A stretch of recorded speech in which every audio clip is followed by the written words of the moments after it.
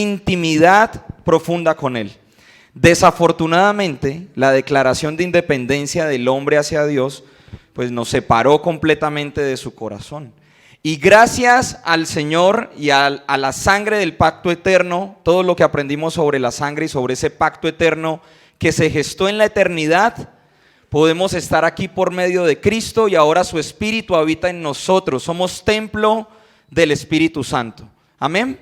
Entonces vamos a darle gracias al Señor, vamos a pedirle al Espíritu Santo que sea Él direccionándonos en esta mañana, que sea su presencia con cada uno de nosotros, que nosotros podamos ser terreno fértil para la semilla que Él quiere sembrar. ¿Sí recuerdan la parábola del sembrador? Habla de que el Señor sale a sembrar y nos muestra diferentes tipos de terrenos. Depende de nuestra recepción, de nuestras decisiones, qué tipo de terreno vamos a hacer nosotros para que la palabra se siembre. Pero el Señor siempre está sembrando, siempre está regando semilla. Ahora, ¿qué vamos a hacer nosotros? Pues depende ya de nuestras decisiones. Así que vamos a orar en esta mañana. ¿Todos vinieron en ayuno? ¿Estamos ayunando? ¿Cuántos están ayunando? Amén. Estamos ayunando no para mover la mano del Señor. No ayunamos para manipular al Señor. Son enseñanzas demoníacas. Para eso no es el ayuno. Ayunamos para quebrantarnos nosotros mismos y para que la voluntad del Señor se haga real en nuestras vidas. Para eso es el ayuno. Oramos e intercedemos para colocarnos de acuerdo con lo que Dios está diciendo, no con lo que yo quiero y yo deseo. Porque su palabra dice que su voluntad es buena, es agradable y es perfecta. ¿Y qué más para nosotros que su voluntad en nuestras vidas? Amén. Pero también tenemos algunos hermanos y algunas hermanas que están sufriendo algunas dolencias físicas, emocionales, psicológicas. Entonces vamos nosotros a interceder por nuestros hermanos. Esto lo hizo Abraham. ¿Sí recuerda? Cuando Lot estaba en Sodoma y Gomorra y no tenía la capacidad de pronto Lot de orar al Señor, ¿qué hizo Abraham? Intercedió. Sí, le dijo al Señor: Señor, y si en esa ciudad hallaras 20 justos, la destruirías. Y si hallaras 10, Abraham no sabía cómo decirle: allá está mi primo, ¿sí? Allá está Lot, ¿cómo le hago saber al Señor? Entonces comenzó a decirle: y si hay 10, y si hay 5, y si hay un justo, destruirías la ciudad. Entonces el Señor intervino, envió los ángeles y sacó a Lot de Sodoma y de Gomorra. Entonces vamos a interceder, vamos a orar por nuestros hermanos, pero también vamos a orar para que el Señor abra los ojos de nuestro entendimiento. Miren, la palabra del Señor no podemos entenderla con nuestro intelecto. Necesitamos al Espíritu Santo. Cuando solo lo hacemos con nuestro intelecto, se queda aquí, ¿sí? No baja nuestro espíritu, no baja nuestro corazón. Y la fe viene es por el oír la palabra del Señor. Por eso necesitamos una absoluta dependencia del Espíritu Santo, porque Él es quien nos guía a toda verdad, lo dijo Jesús. Así que cierre sus ojos, dígale al Espíritu Santo que presenta su vida, que presenta su corazón. Dígale al Rey que usted se presenta de manera individual. Dígale al Espíritu Santo. Dígale al Espíritu Santo ahí donde usted está, que usted quiere conocerle, que usted de manera individual quiere estar con Él. Nosotros no practicamos una religión porque la religión trae esclavitud. Nosotros pertenecemos a una relación íntima con Cristo y eso es lo que quiere Él. Cuando Cristo estuvo en la cruz, pensó en ti y pensó en mí. Y tu amor por ti y su amor por mí fue lo que lo sostuvo en la cruz. Así que en esta mañana, Señor, presentamos nuestras vidas, presentamos nuestro corazón, Señor. Tú conoces el estado en el que hemos venido en esta mañana. Tú sabes todo lo que ha pasado en esta semana, Señor, tanto lo público como lo privado, Señor. Tú conoces la condición en la que nos hemos reunido en esta mañana, Señor. Y hoy queremos hacernos vulnerables a la luz de tu palabra, Señor. Hoy queremos hacernos vulnerables a la verdad absoluta de tu palabra, Señor, sabiendo que tu palabra no viene para juicio, Señor, sino para justicia, para alinearnos de acuerdo a tu voluntad, a tu propósito y a tus diseños, Señor. Quizá durante mucho tiempo hemos caminado de acuerdo a lo que nosotros pensamos y creemos, Señor. pero queremos vivir una vida totalmente dependiente de tu palabra y de tus diseños, Señor. Creemos en que tú tienes un propósito individual para cada uno de nosotros, pero también creemos que tú tienes un propósito y una visión para esta casa, Señor. Esta casa nació de tu corazón y por eso, mi amado Rey, queremos caminar de acuerdo a lo que tú has establecido. Oramos como oraron los apóstoles, Señor, que sean abiertos los ojos de nuestro entendimiento para que podamos verte, experimentarte y escucharte, Señor. Que podamos ser instruidos por tu Espíritu Santo en el conocimiento de tu persona, mi amado Jesús. Que podamos amarte y adorarte, no como nosotros pensamos que debemos hacerlo, sino como tú lo has establecido, Señor. Derriba de nuestros corazones cualquier tipo de antidiseño, Señor, que haya querido sembrar Satanás en nuestras vidas y en nuestras mentes, Señor. Derriba el antidiseño de Caín, que presenta ofrenda de acuerdo a lo que él le parece, y establece el diseño de Cristo en nuestros corazones, mi amado Jesús. Nuestras vidas te pertenecen completamente a ti y hemos sido diseñados para estar contigo por la eternidad, mi amado Jesús. Y ahora intercedemos por nuestro pastor Juan Carlos Castaño, Señor, que está viviendo dolencias físicas. Tú conoces la condición que él tiene, mi amado Rey. Y desde esta casa, como iglesia, le bendecimos, Señor. Como iglesia expresamos que le extrañamos, Señor. Y te pedimos, Espíritu Santo, que seas tú teniendo misericordia, que seas tú, Espíritu Santo, sosteniéndole, ayudándole, Señor. Que seas dándole descanso en el tiempo en el que él tiene que descansar, Señor. Y como iglesia te expresamos, Señor, que le vamos a estar esperando en este lugar, porque es la autoridad que tú has establecido para esta casa. Le honramos y le bendecimos, Señor. Pero también oramos por nuestra hermana Liliana Canizales, que fue intervenida quirúrgicamente. Te pedimos, Espíritu Santo, que ella tenga una recuperación, Señor, direccionada solamente por ti, pero que en el tiempo de quietud que ella está viviendo en este momento pueda saber que ahí estás tú, Señor. Igualmente oramos por nuestra hermana Alice, que el día de mañana tiene una intervención quirúrgica en sus ojos, Señor. Oramos, Espíritu Santo, para que seas direccionando las manos de los médicos y de todo el personal asistencial que va a estar a su lado, Señor, y que en todo momento ella pueda sentir que tu presencia está con ella, Señor. Te damos muchísimas gracias por lo que tú estás haciendo en nuestras vidas y por lo que tú ya hiciste, Señor, en la cruz del Calvario por cada uno de nosotros. Ahora te pido, mi amado Espíritu Santo, que tengas misericordia de mí y que me ayudes a compartir esta palabra, Señor. Yo no quiero ser piedra de tropiezo para lo que tú quieres hacer. Por eso oro con lo que dice Ezequiel capítulo 3. Voy a cerrar tu boca cuando tenga que cerrarla, y voy a abrir tu boca cuando yo quiera colocar tu palabra. Señor, te damos gracias y te bendecimos, y queremos ser, Señor, una iglesia integral y vivir en esta casa un avivamiento de profundidad en tu presencia. Señor, te damos muchísimas gracias en el nombre poderoso de Jesús. Amén.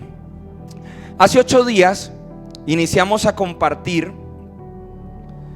la introducción del diseño y de la visión que Dios tiene para la iglesia Taller de Vida, pero esta visión y este diseño también aplica para nosotros de manera personal y de manera individual. La iglesia Cristo la diseñó para que sea una comunidad, pero también nosotros de manera individual, como sujetos individuales, estamos llamados a tener una vida de intimidad y de adoración con el Señor. Y esto quiere decir que no podemos permitir que nuestro corazón se divida entre el sistema satánico, babilónico, y entre la cultura del reino, porque dice Colosenses capítulo 1 que desde el momento en que nosotros entregamos nuestra vida a Cristo y lo aceptamos como nuestro Señor y como nuestro Salvador, fuimos trasladados del principado de las tinieblas al reinado del Hijo amado. Y eso nos pone en un gran problema, porque en el momento en que somos trasladados, nuestro espíritu ha nacido de nuevo, pero nuestra alma y nuestro cuerpo, esta carne, se sigue comportando con las dinámicas del mundo. Y quiero decirles algo: esta carne no se puede educar. Esto no se puede educar. Usted puede aplicarle pedagogía a ciertas cosas, pero en algún momento la inclinación que tenemos en esta naturaleza caída nos va a hacer desviar del propósito divino. Por eso la única esperanza que tenemos es Cristo en nosotros, esperanza de gloria. Y en ese diseño que Dios ha traído para nosotros, Él nos ha mostrado la necesidad que nosotros tenemos como iglesia, como hijos de Dios, de conocer su diseño para nuestras vidas. Todos sabemos que Dios tiene un propósito para nosotros. ¿Cuántos lo saben? Levante su mano. Ahora, ¿cuántos conocen ese propósito? ¿Cuántos han dedicado parte de su vida o su vida a preguntarle al Señor cuál es tu propósito para mi vida? No basta solamente con saber de que Dios tiene un propósito para mí, sino que tenemos que ir más allá a conocer cuál es ese propósito. Y veíamos cómo en el Salmo capítulo 27 el Señor nos invitaba a una conversación. Dice el Salmo 27:8: mi corazón te ha escuchado decir, ven y conversa conmigo. Y yo te respondo, Señor, aquí estoy, quiero conversar contigo. Hay una conversación que Dios ha iniciado contigo y conmigo. Y así como le dijo a la iglesia de Laodicea en Apocalipsis 3:20: he aquí yo estoy a la puerta y llamo, si alguno oye mi voz y abre la puerta, yo entraré a él y cenaré con él y él cenará conmigo. Esa misma invitación sigue vigente para ti y para mí. Y el Señor es un caballero. El Señor no va a entrar a tu vida, va a tumbar la puerta y te va a decir, usted se va a convertir sí o sí. No, el Señor no va a hacer eso. Él va a tocar a la puerta. Y no lo va a hacer una sola vez, lo va a hacer siempre, hasta que Él se pare del trono de misericordia y se siente en el trono de juicio. Hasta ese momento el Señor va a seguir tocando a la puerta de tu vida, porque Él murió en la cruz por ti y por mí, para que tengamos una relación de intimidad, de plenitud. Dentro del diseño de Dios, estoy haciendo un recorderis para los que no vinieron hace 8 días y de pronto no se conectaron con la palabra ya publicada en el canal de YouTube. Dentro de ese diseño encontramos 3 aspectos fundamentales. El Padre es el arquitecto. Entonces veíamos el Salmo 129: si Jehová no edifica la casa, en vano trabajan los edificadores. A veces nosotros hacemos lo contrario, primero edificamos y después nos damos cuenta que estamos edificando en vano. Pero el Señor, la narrativa bíblica me está diciendo a mí que es el Padre el que edifica. Si el Padre es el que edifica, ¿quién tiene el diseño? El Padre. Salmo 139 dice David: yo soy consciente de que todos los días de mi vida están escritos en tu libro. O sea, David era consciente de que el Señor ya tenía un plan y un diseño establecido para su vida. ¿Qué tenía que hacer él? Rendir su voluntad, su libre albedrío, y caminar de acuerdo al diseño que Dios había establecido.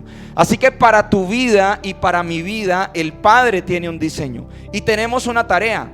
Esa tarea es que nosotros nos interesemos por conocer ese diseño, por pedirle al Espíritu Santo que nos revele y nos ayude a atender ese diseño, y que caminemos de acuerdo al diseño que Dios ha establecido para nosotros.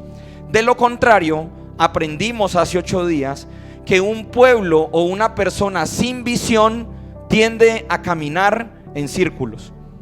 Pongámosle base bíblica a esto. ¿Recuerdan al pueblo de Israel? El Señor le dice a Moisés: Moisés, preséntate ante Faraón y dile, deja ir a mi pueblo al desierto para que me adore y para que me sirva. Ese era el propósito. Nunca fue llevarlos a la tierra prometida.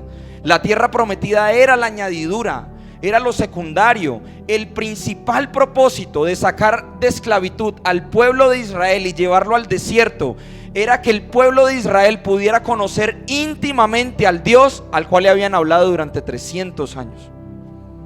¿Sí? Pero el pueblo de Israel endureció su corazón, y como no quisieron atender la visión y el diseño de Dios, ¿durante cuánto tiempo caminaron en el desierto?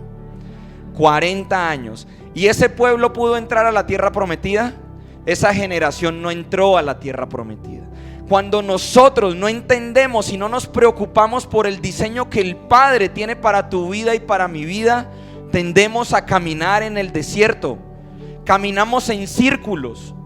Y si caminamos en círculos, no vamos a poder obtener la prosperidad que Dios sí tiene para nosotros.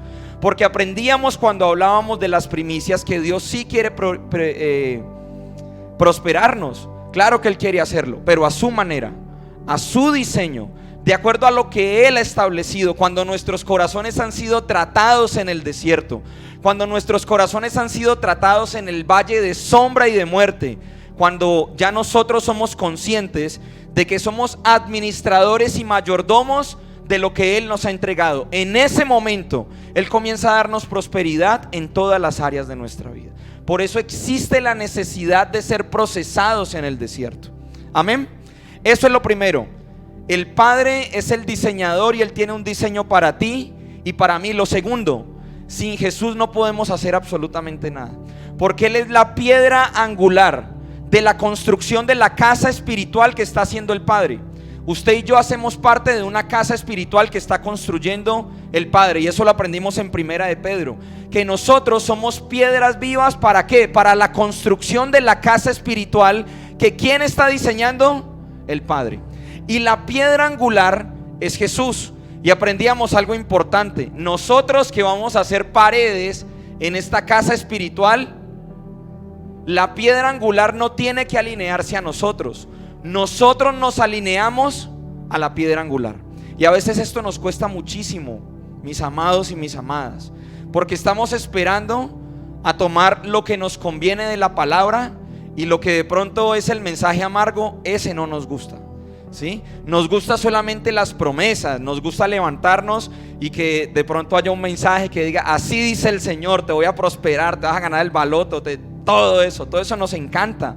Pero cuando somos procesados en el desierto, cuando el Señor nos lleva a depender solamente de Él, ahí no nos gusta. Por eso nosotros estamos llamados es a alinearnos a la piedra angular.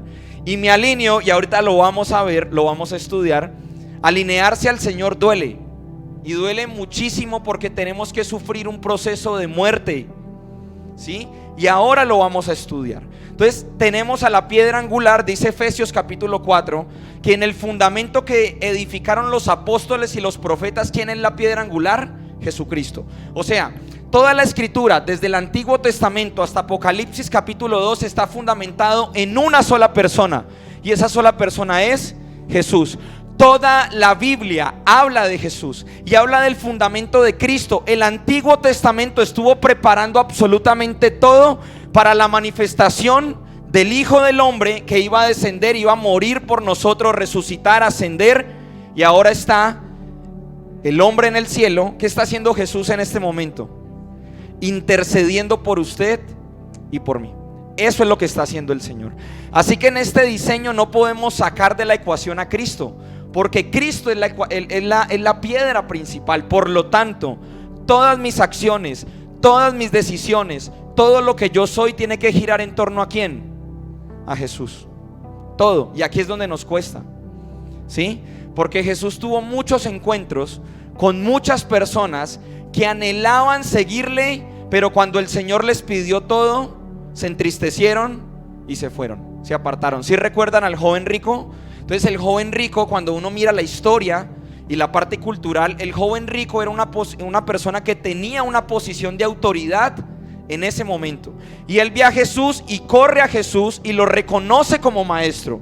Maestro, ¿qué debo hacer para ganar la vida eterna?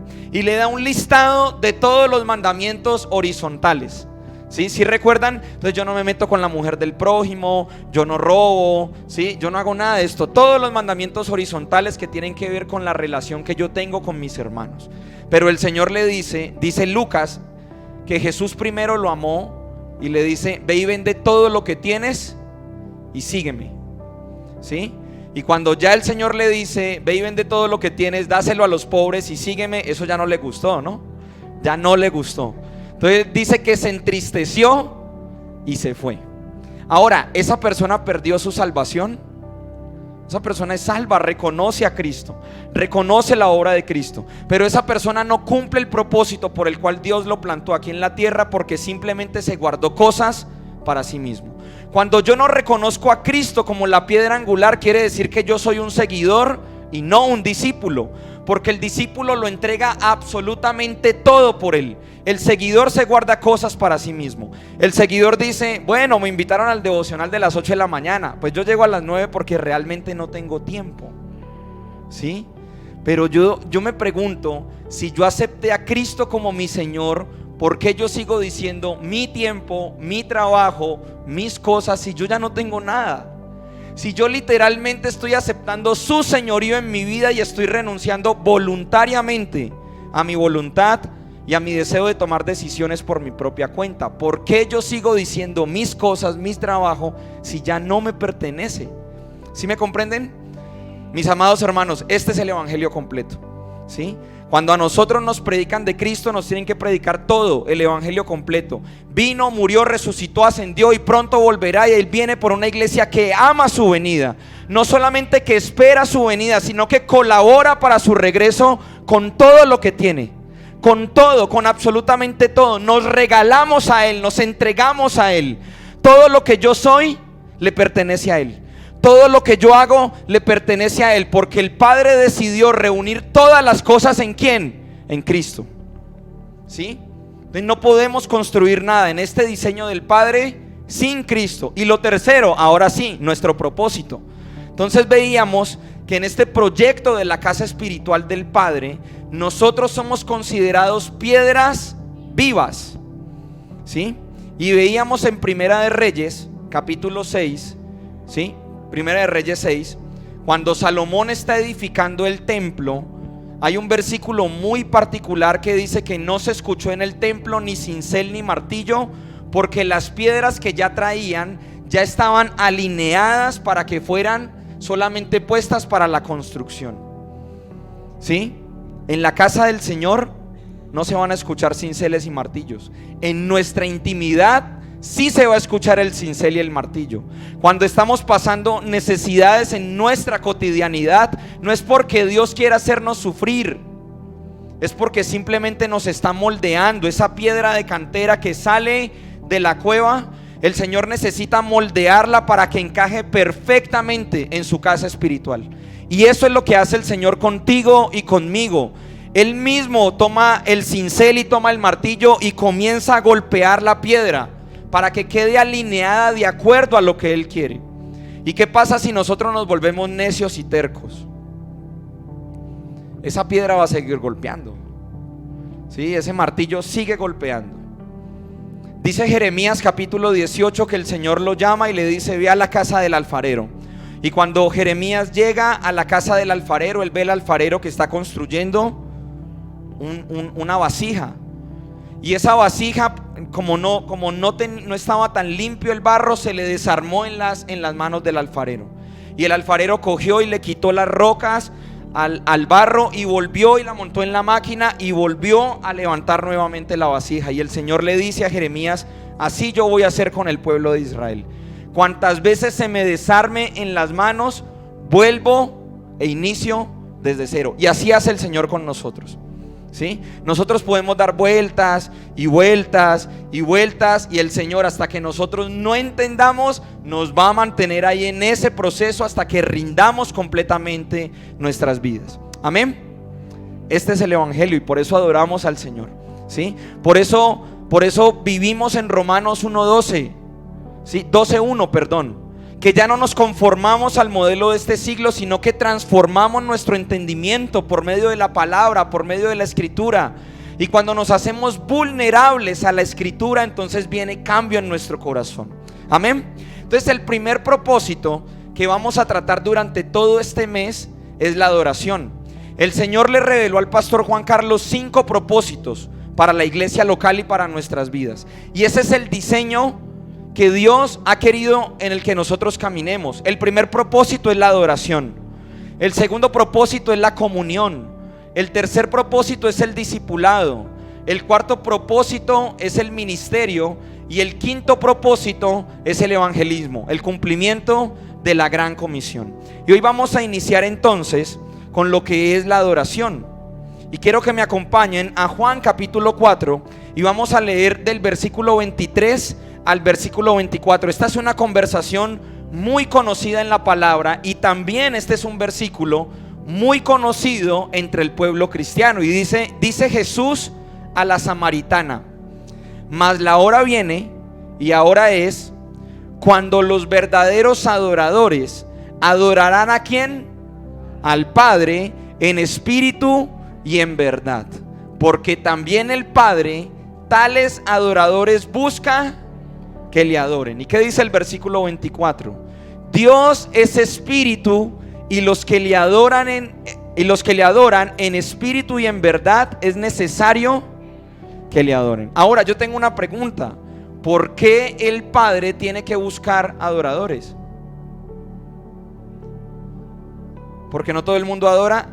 Miremos el contexto. Más atrás la samaritana le dice: ustedes dicen que tienen que adorar en Jerusalén, pero nosotros adoramos en este monte.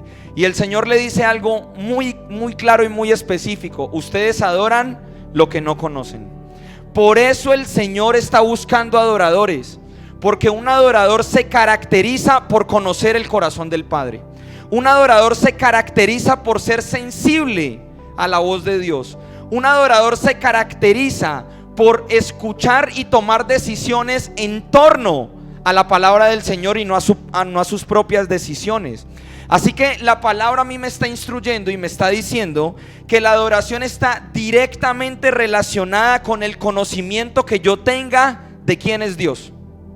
Y aquí hay que tumbar muchísimos paradigmas, porque la adoración no depende de un lugar, no depende de las canciones rápidas o lentas que nosotros toquemos, sino que depende de una sola persona, y esa persona es Jesús. Nosotros no vamos a entender la adoración y cómo tenemos que adorar al Padre hasta que no profundicemos y entendamos la obra de Cristo en la cruz. No vamos a poder entender la adoración hasta que no profundicemos y no entendamos la obra de Cristo en la cruz. La obra de Cristo en la cruz nos asegura muchísimas cosas, y entre esas es que el velo se rasgó y ahora todos nosotros, de manera individual, podemos entrar libremente a tener intimidad. ¿Con quién? Con el Padre. Ya no necesitamos intermediarios, no necesitamos los levitas ni el sacerdocio para que se presenten por nosotros ante Dios y puedan hablarnos qué dice el Señor.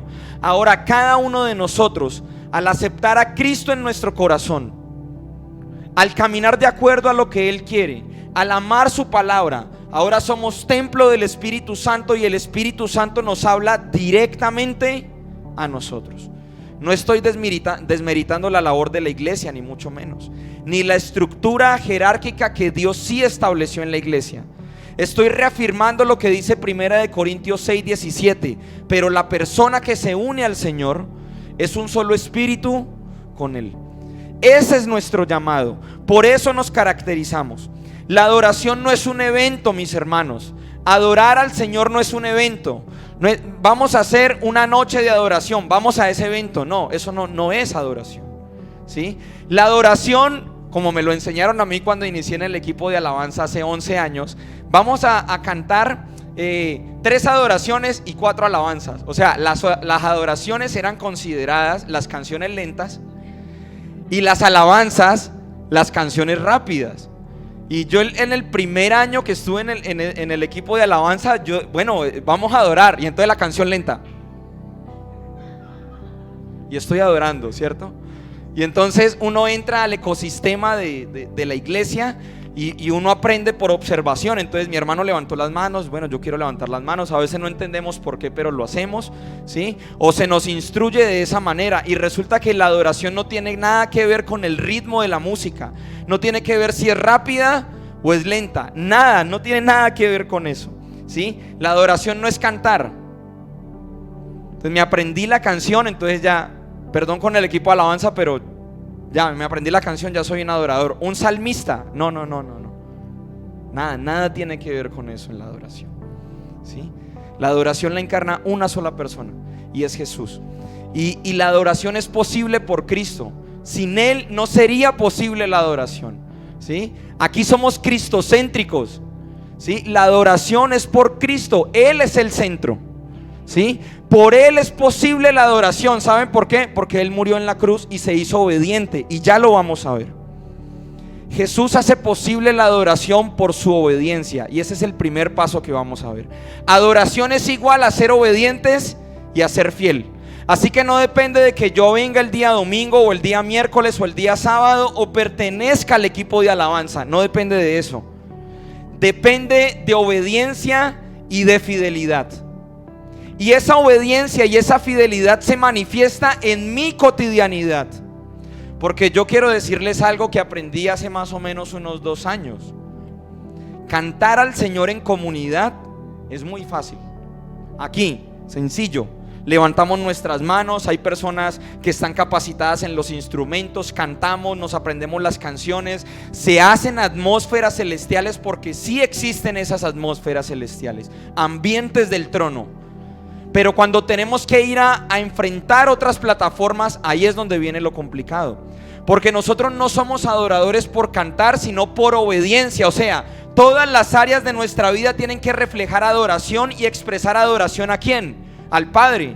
Así que yo tengo que ser el mismo. Si yo aquí levanto mis manos, canto, me quedo sin voz, tengo que honrar exactamente a mi esposa, porque si no, de lo contrario, sería un címbalo que retumba, como lo dice 1 Corintios 13. Sin amor, yo sería solamente ruido. Y el amor se expresa cuando yo expreso a Cristo a través de mi vida, en todas las áreas de mi vida. Yo salgo de aquí, voy al apartamento, descanso, mañana madrugo, voy al hospital, ocupo mi lugar de trabajo y tengo que ser el mismo adorador que aquí canta, baila y salta. Exactamente el mismo. Simplemente estoy ocupando otra plataforma, ¿sí? Dios no desea un servicio sin obediencia, mis hermanos. Eso no lo desea Él. Dios no quiere una ofrenda sin fidelidad. Y mire lo que dice Oseas capítulo 6 versículo 6. Acompáñeme, estudiemos la palabra juntos. Permitamos que el Espíritu Santo a través de la palabra nos instruya. Aquí el profeta Oseas le está hablando al pueblo de Israel, y mire lo que dice: porque misericordia quiero y no sacrificio, dice el Señor, y conocimiento de Dios más que holocausto.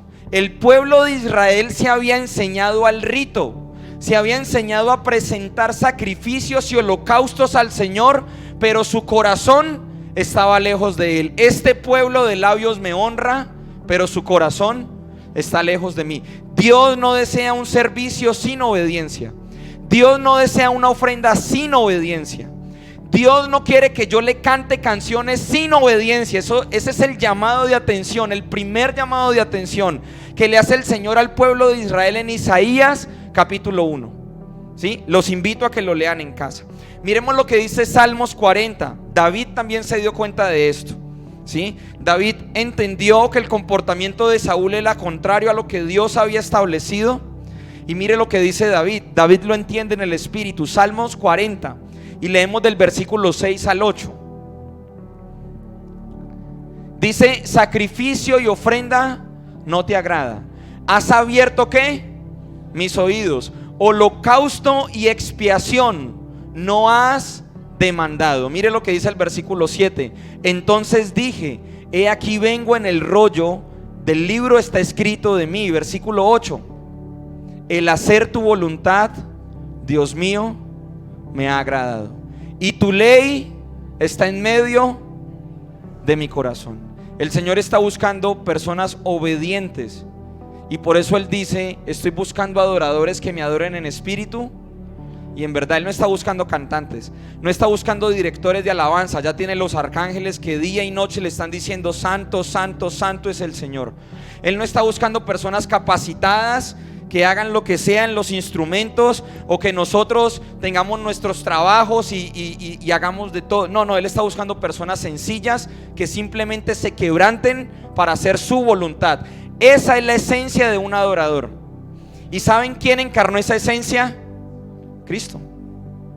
Él mismo se hizo hombre, se despojó de todo y se hizo obediente para adorar ¿a quién? Y a través de su ejemplo, ¿qué nos enseñó? Que a través de la obediencia real se adora ¿a quién? Jesús es el adorador que está buscando el Padre. Y Él nos dejó esa herencia por medio del Espíritu Santo, para que nosotros expresemos a Cristo en todas las áreas de mi vida. ¿Sí me siguen, mis hermanos? Miremos Hebreos capítulo 5 versículo 7. Hasta aquí no he tocado el tema de que para ser adorador tengo que saber piano, o tengo que ser afinado, o tengo que... No, hasta aquí no hemos tocado nada de eso, ¿cierto? Mire lo que dice Hebreos capítulo 5 versículo 7. Y Cristo en los días de su carne, o sea, cuando Él estuvo aquí en la tierra, ofreció ruegos y súplicas con gran clamor y lágrimas al que le podía librar de la muerte. Fue oído a causa de su temor reverente. Mire lo que dice el versículo 8. Y aunque era hijo, por lo que padeció, aprendió ¿qué? Eso fue lo que hizo Cristo aquí en la tierra. Y el Padre se despojó de lo más preciado que había en el cielo para que tú y yo tengamos intimidad nuevamente con Él. Y Jesús se despojó de su gloria para sufrir, para padecer, para que con clamor y ruego tú y yo volviéramos a tener una relación íntima con Él. Yo quiero comunicarles algo en esta mañana, mis hermanos. Nuestro Dios es un Dios exagerado, porque entregó lo más preciado del cielo para que tú y yo tengamos intimidad con Él. Entregó a Cristo. Y a veces a nosotros nos cuesta entregarnos a nosotros mismos, porque quizá no hemos entendido el tesoro que hay en Cristo y lo más preciado que hay en Él. Nuestro Padre es exagerado. El cielo por mucho superó al infierno, que quiso sembrar en el Edén y quiso meter a la serpiente. Pero nuestro Padre entregó a Cristo, a lo más preciado, para que tú y yo volviéramos a tener una relación íntima con Él. Y por eso cuando Hebreos 5:8 nos dice que Él padeció lágrimas y con ruego y con clamor, está hablando de un cuadro muy específico que ocurrió en la narrativa bíblica. Cuando Cristo estuvo en Getsemaní, se tuvo que enfrentar a su propia voluntad. Y dice la escritura que Él sudaba gotas de sangre, que estaba angustiado, que estaba desesperado. Pero ¿qué le dijo al Padre? Padre, pasa de mí esta copa, pero que no se haga mi voluntad, sino tu voluntad. Eso es una expresión de adoración. Cuando yo soy obediente a lo que Dios quiere en mi vida y camino en esa obediencia y en ese temor reverente, ¿saben qué me convierto? En un adorador, porque estoy expresando a Cristo. No necesito ser buen cantante, ni ser buen guitarrista, ni tocar un instrumento para yo ser un adorador. Cuando nosotros nos reunimos aquí en este espacio corporativamente, levantamos salmos, cántico al Señor, pero de manera individual estamos llamados a hacerlo igual en la semana y en nuestra cotidianidad, en todas las áreas de mi vida. En Getsemaní se gestó la salvación y en la cruz se ejecutó.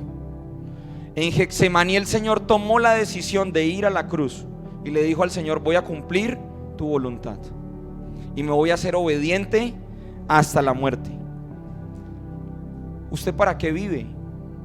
¿Vive para cumplir sus propios sueños o vive para cumplir la voluntad del Señor? ¿Sí? Todavía no se responda, téngala ahí. Venga, le hago otra pregunta, que yo también me la hago casi todos los días. ¿Cuál es su fuente de satisfacción?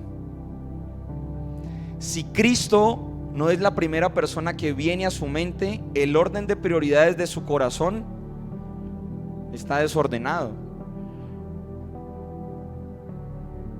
¿Sí me entienden? Entonces hay una tarea que hay que hacer.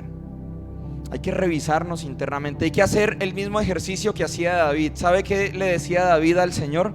Examíname, oh Dios, y ve si en mí hay caminos de perversidad. Y no solamente se quedaba con eso, sino que le decía: y guíame por el camino eterno. Hay que constantemente hacernos revisiones en nuestro corazón y mirar si en todas las prioridades que tenemos Cristo es el primero, si realmente Él es nuestra plenitud, si realmente en Él encontramos toda nuestra satisfacción. Porque tiene que ser una realidad cuando nosotros desde este altar le decimos al Señor: si te tengo a ti, lo tengo todo. Tú eres mi amado, tú eres mi tesoro. Fuera de ti yo nada deseo. Eso tiene que ser una realidad aquí cuando lo cantamos, pero también en nuestra cotidianidad, aún cuando estamos siendo perseguidos, cuando estamos pasando la prueba. Porque nuestra relación no depende de la persona que usted tiene a su lado. Es una relación íntima, personal, e individual. Por lo tanto, su responsabilidad es individual. ¿Sí? Aquí estamos para direccionarnos a Cristo, claro que sí, pero cada uno de nosotros mañana va a ocupar su lugar de trabajo, su lugar de estudio, y quedamos solitos con el Señor. Entonces miren que a mí la narrativa bíblica me está mostrando que cuando Cristo caminó aquí en la tierra, Él vivía para cumplir la voluntad del Padre. Miren, se los muestro, Juan capítulo 5 versículo 30. Jesús vivía para cumplir la voluntad del Padre. Y ese es el llamado que nosotros tenemos, vivir para cumplir la voluntad del Padre. No puedo yo hacer nada por mí mismo, dice Jesús. Según oigo a mi Padre, esta es la Reina Valera del 60 no revisada, así juzgo, y mi juicio es justo, porque no busco mi voluntad, sino la voluntad del que me envió, que es la voluntad ¿de quién? De mi Padre. Jesús se despojó de su divinidad, y cuando estuvo caminando aquí en la tierra, el Evangelio de Juan nos instruye en que Jesús siempre decía: yo no hago esto porque mi Padre no me lo ha instruido. Yo hago lo que he visto hacer a mi Padre. Yo hablo lo que escuché decir de mi Padre. Jesús tenía una relación tan íntima con el Padre que vivía para hacer la voluntad ¿de quién? Del Padre. Porque amaba, se deleitaba en la voluntad. Nosotros nos deleitamos en la voluntad del Padre, porque esto va a definir si nosotros somos adoradores. Esto va a definir la esencia de la adoración. Amén. Yo sé que el mensaje es un poquito de pronto amargo, pero dice Juan en Apocalipsis capítulo 10, la instrucción que le da el ángel es: Juan, toma el rollo, en tu boca será dulce, pero en tu estómago será amargo. Y cuando hayas comido el rollo, entonces ahora sí estás habilitado para ir y profetizar a todas las naciones. Ese mismo mensaje se lo da al profeta Ezequiel. Ezequiel, mira que te envío a un pueblo que es duro de corazón.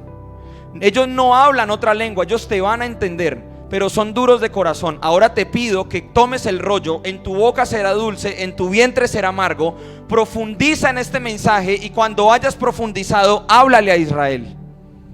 Entonces necesitamos esta palabra. Es necesaria en nuestra vida para que nos alineemos de acuerdo al plan que Dios ha establecido. De lo contrario, vamos a estar siguiendo caminando en círculos y en círculos, y ese no es el diseño de Dios, mis hermanos. Dios quiere que tú y tu familia vivan una vida de intimidad, de plenitud, aún en medio de la tormenta. Que tú puedas decir: el Señor está conmigo y no me va a fallar.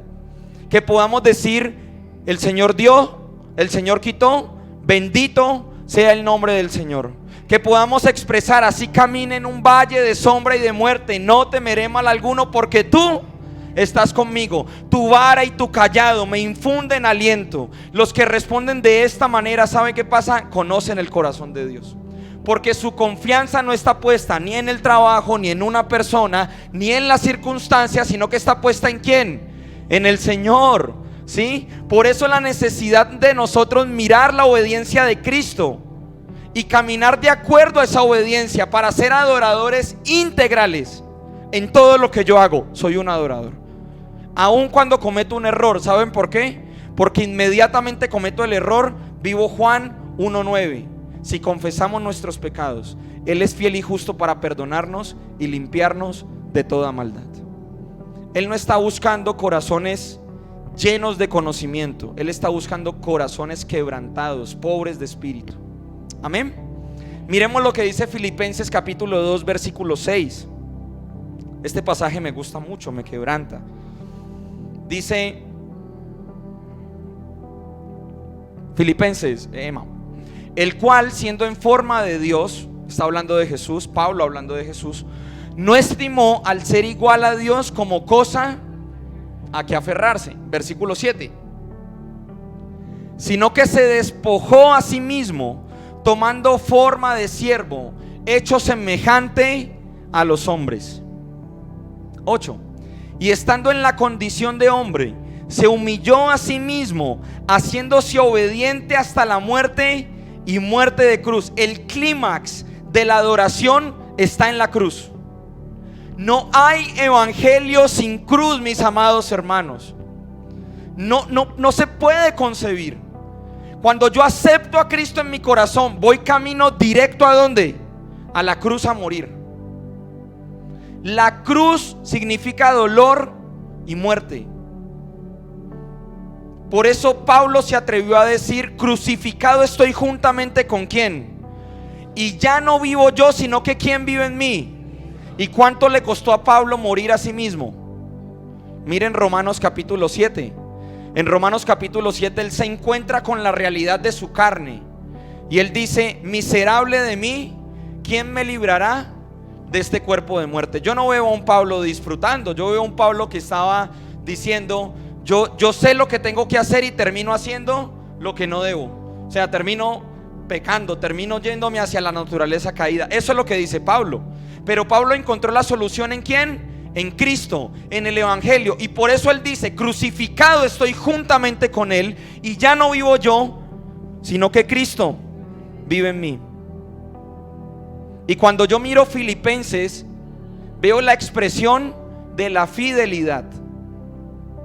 Y si ustedes estudian la escritura desde Éxodo hasta nuestro tiempo, el Señor siempre ha querido establecer una relación matrimonial con su pueblo. ¿O por qué nosotros nos estamos preparando como la novia para las bodas del Cordero? Esa es la expresión o la relación en la que podemos mirar cuál es la relación entre Cristo y la iglesia. Entonces miren este ejemplo que me puso esta mañana el Señor. Entonces él me decía: imagínate a una pareja de esposos, y que el esposo salga a trabajar y le sea infiel a su esposa. Su esposa se da cuenta de que él le está siendo infiel, y entonces el esposo llega a la casa y quiere seguir tratando a su esposa como si nada, ¿sí? Y le dice: mi amor, mi cielo. Y la esposa es consciente de que él le está siendo infiel, pero él, sabiendo que ella sabe, la quiere seguir tratando como si nada pasara, ¿sí? Entonces le dice: mi amor, mi cielo. Y aparte de eso, ese esposo le dice: ¿sabes qué? Para que se quite el enojo, te voy a cantar una canción de amor. ¿Cómo creen que se siente esa esposa? ¿Cómo creen que se siente? ¿Se siente mal? ¿Se siente triste? ¿Cierto? Se siente enojada, se siente abusada, se siente usada, ¿sí? ¿Cómo creen que se siente el Señor cuando nosotros le cantamos una canción de amor a Él y nosotros sabemos que le estamos siendo infiel? ¿Cómo creen que se siente? Porque se supone que nosotros nos estamos preparando para encontrarnos con Él y para asistir a las bodas del Cordero como su novia. Entonces, ¿cómo creen que se siente el corazón del Padre cuando Él sabe que somos su novia y que su novia está tolerando cualquier cantidad de cosas que no hacen parte de su propio diseño? Y nosotros venimos y le cantamos y le decimos: tú eres santo, tú eres digno, y sabemos que en nuestra vida no está alineada a lo que Él quiere. Si eso nos pasara a nosotros, nos ofenderíamos, ¿sí? Váyase, no quiero volver a ver. Pero eso no hace el Señor con nosotros. Nos sigue llamando, nos sigue buscando, nos sigue atrayendo. Por eso es que es necesario que nosotros como hijos, como hijas, mantengamos una relación de obediencia, pero también de fidelidad, con la conciencia de que en algún momento lo voy a ver en las nubes como mi meta principal, y me voy a quebrantar porque durante mucho tiempo no solamente lo he estado esperando, sino que he amado su venida. Desde que me casé he podido entender la relación que debe tener Cristo con su iglesia, porque es duro, es muy duro el matrimonio, es complicado, pero ahí es donde se debe expresar el amor, ahí es donde se debe expresar la fidelidad y la obediencia, porque esa persona que tengo a mi lado tiene el diseño de Jesús, y como yo la trate, así estoy tratando al Señor. No podemos ser incoherentes en nuestra relación con Dios, mis hermanos, porque esto es una realidad. Nosotros somos la generación que está viendo la mayor cantidad de señales cumplidas. En 1942 la iglesia y muchos libros salieron y expresaban que la literalidad del pueblo de Israel no se podía dar. O sea, las promesas, las palabras que habían para Israel no se podían dar porque Israel era un pueblo disperso, no tenía territorio. En 1948, cuando terminó la Segunda Guerra Mundial, Israel es establecido como nación y le dan un territorio. Así que en nuestra época nosotros tenemos la mayor probabilidad de ver a Cristo en las nubes por la cantidad de señales que se están cumpliendo. Y la pregunta es, ¿estamos preparados para su encuentro? En todas las áreas de nuestra vida nos estamos preparando para encontrarnos con Él. No solamente estamos esperando su venida, sino que estamos amando su regreso. Y todas las áreas de nuestra vida están en función de Él. ¿Lo estamos haciendo? Porque de esto depende la adoración. No he tocado aquí ni siquiera el equipo de alabanza, ni cómo funcionan los equipos de alabanza bíblicamente. Jesús nos está llevando a ver la esencia de lo que es la adoración, fundamentada en la obediencia y en la fidelidad, de lo que Él quiere y de lo que Él desea establecer. Amén. Por eso, la iglesia debe ser cristocéntrica y cruciforme. Cristocéntrica porque Cristo es el centro, y cruciforme porque todos los días tenemos que vivir Mateo 16:24. El que quiera serme discípulo, tome su cruz, niéguese a sí mismo y sígame. Todos los días tenemos que ser cruciforme. Y la cruz es símbolo de muerte, la cruz es símbolo de dolor, la cruz es nuestro monte en donde Abraham entregó a Isaac. La cruz es el clímax en donde nosotros vamos a entregar todo lo que no nos pertenece, porque mi vida ya no es mi vida, mi familia ya no es mi familia. Y estaba leyendo a un autor y él decía que todos los que se encuentran directamente con la cruz y con Cristo quedan completamente lisiados. ¿Saben por qué? Porque un lisiado es dependiente. Y yo quiero ser dependiente. Yo no quiero ser independiente. Yo no quiero en algunas áreas de mi vida tomar decisiones y en otras sí decirle al Señor, bendíceme. Yo quiero que Él integralmente en todas las áreas de mi vida esté manifestado y se exprese Cristo. Por eso mi vida tiene que ser cristocéntrica y cruciforme. La cruz es símbolo de dolor y no hay evangelio sin cruz. ¿Sí? Así que todos los días yo tengo que ir ¿a dónde? A la cruz. Y todos los días tengo que decirle al Señor, crucificado estoy juntamente contigo, y ya no vivo yo, sino que Cristo ahora vive en mí. Y todos los días tengo que recordarle a esta naturaleza caída, a este cuerpo, que ya no me pertenece, que le pertenece ¿a quién? Al Señor, que mi vida le pertenece a Él. Que yo ya renuncio a mis sueños, a mis deseos y a mis anhelos para vivir los sueños ¿de quién? De Él. Para que mi corazón tome su forma, para que yo pueda expresar en todas las facetas de mi vida al único digno de ser expresado, que es Cristo. Y esta es esa primera parte del mensaje que es fundamental para entender el propósito de la adoración en la vida del cristiano. Porque no podemos engañar al pueblo diciéndole que porque canta una canción ya es adorador. No nos confundamos. La adoración en el Señor es integral.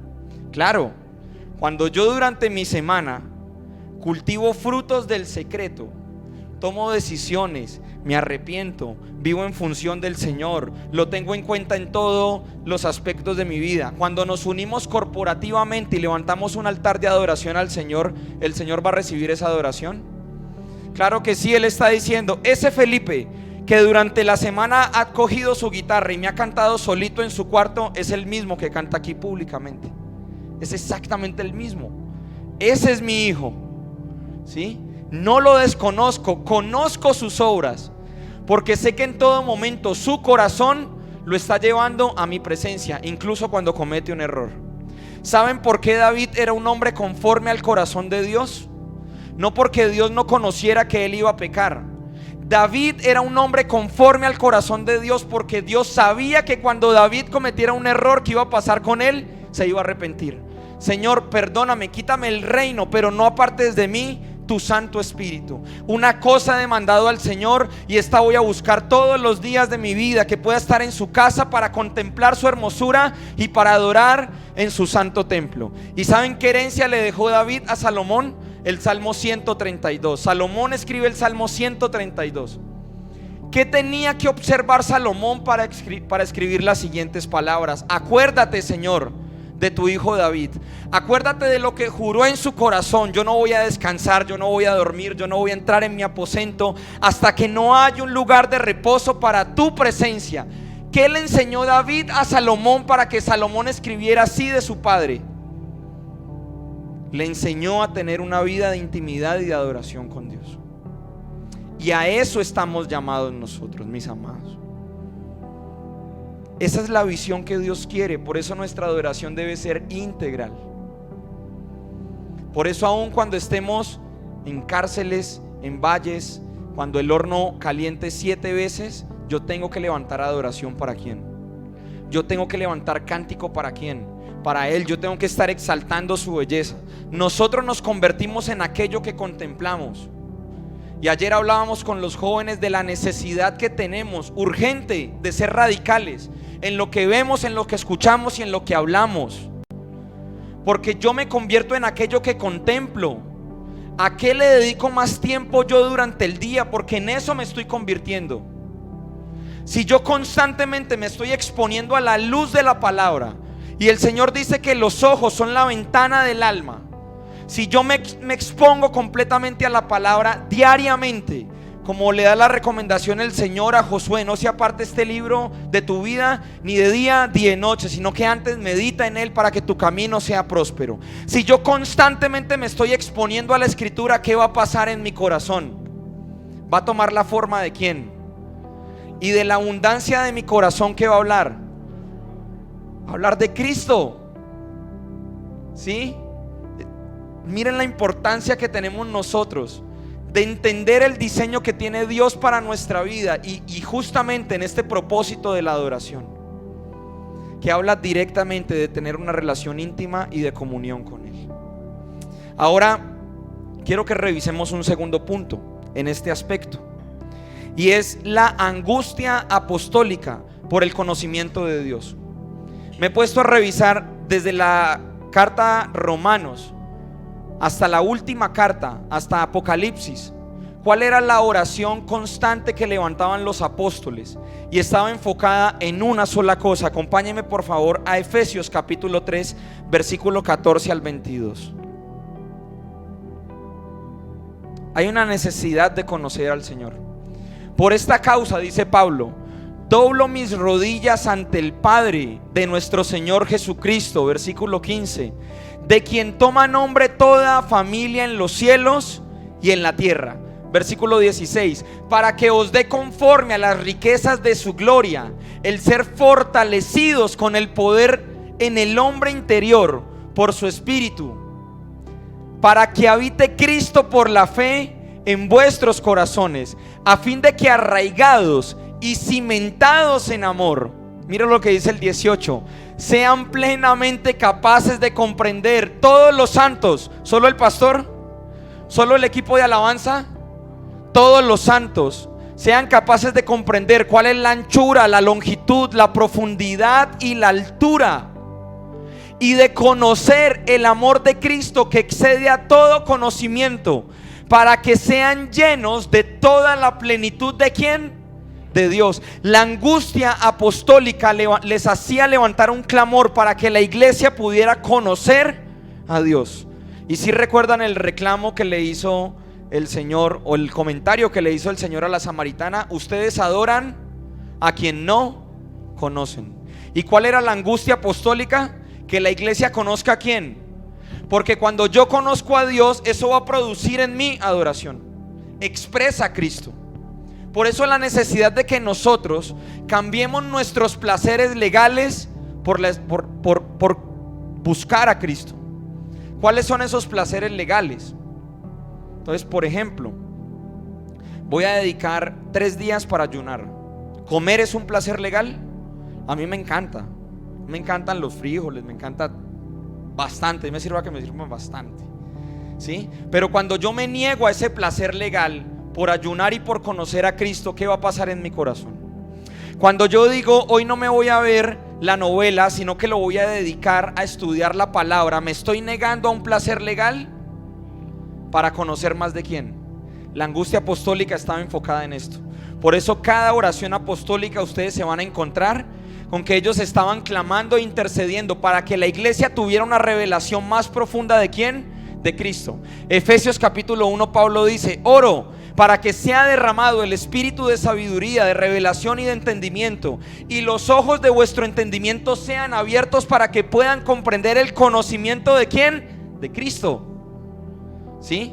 Como Pablo ya lo había comprendido, entonces Pablo expresa: lo considero todo por basura por obtener ¿qué? El conocimiento de Cristo.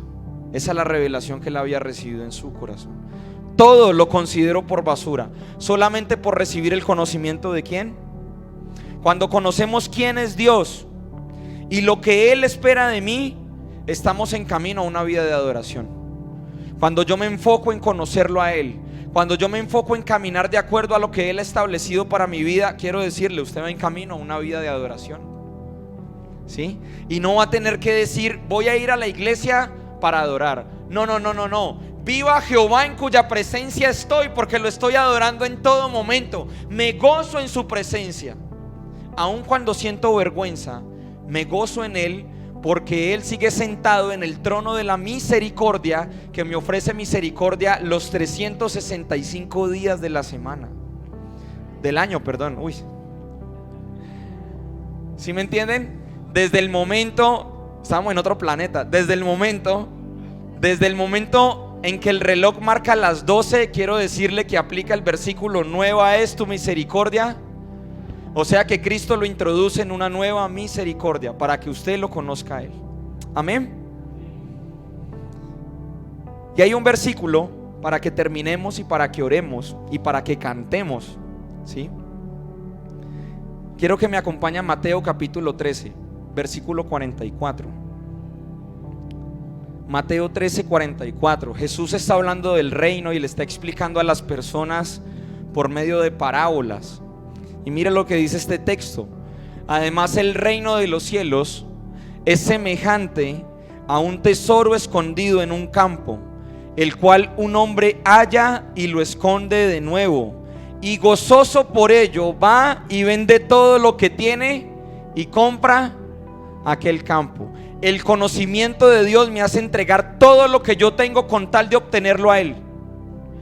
Todo, me despojo de todo. No quiero nada de mí, no quiero nada que me pueda ofrecer esta sociedad, porque comprendo el tesoro que he encontrado en Cristo, porque mi vida está fundamentada en Él, porque vivo por Él y para Él, porque desde que me levanto estoy pensando en Él y mi último pensamiento es Él, porque quiero vivir una vida encendida por su amor. Hay un paradigma satánico que hay que derribar definitivamente, y es que el primer amor se pierde. El primer amor no debe perderse. Yo funciono en el primer amor hasta la venida de Él, porque estoy ardiendo por Él, porque me consume su amor por mí, porque estoy anhelándolo en todo momento. Lo busco en las escrituras. Si me buscan, me hallarán, dice el Señor. Proverbios capítulo 28 dice: los necios no buscan nada, mas los que buscan al Señor entienden todas las cosas. Nosotros los cristianos estamos llamados a vivir una vida de consagración, de intimidad, de adoración, de amor, de anhelo, de fuego, aún cuando estamos decaídos, porque sabemos que Él puede levantarnos, porque sabemos que Él puede restaurarnos, porque sabemos que Él puede regenerar absolutamente todo en nuestra vida y todo lo hace nuevo. Ese es nuestro Dios, ese es nuestro Señor, ese es el que vamos a ver en las nubes, a ese es el que le vamos a cantar por la eternidad, cuando Él establezca su trono aquí en la tierra, cuando levantemos alabanza, adoración, cuando le digamos: tú eres santo, tú eres digno, tú eres eterno. Cuando usted esté en su trabajo, en la universidad, que usted le diga: Señor, te anhelo, te deseo, eres mi único anhelo en mi corazón. Eres el dueño de mi vida, tú tienes mi sí para siempre. Y ahora sí, las canciones comienzan a tomar muchísima forma, porque comienzan a expresar lo que hay en nuestro corazón. ¿Sí? Y si le decimos, y si te tengo a ti, lo tengo todo, mi amado, mi tesoro, fuera de ti nada deseo, Señor. Eso se vuelve ya una realidad. Y ojalá podamos tener la oportunidad de estudiar todo el romance que nos muestra el libro de Cantar de Cantares, que representa el amor de Cristo con la iglesia. Y cómo la tsunamita pasa de un amor inmaduro a un amor completamente maduro por su amado. Eso nos muestra Cantar de Cantares, pero lo vamos a ver en otra oportunidad. Y en esta mañana quiero que se lleven Mateo capítulo 13, 44. Pregúntense si comprenden el tesoro que tienen en su corazón, porque ahorita nosotros somos templo. El pastor nos ha enseñado que salimos de este lugar y esto queda vacío. La iglesia se va, ¿cierto? Pero seguimos siendo templo del Espíritu Santo.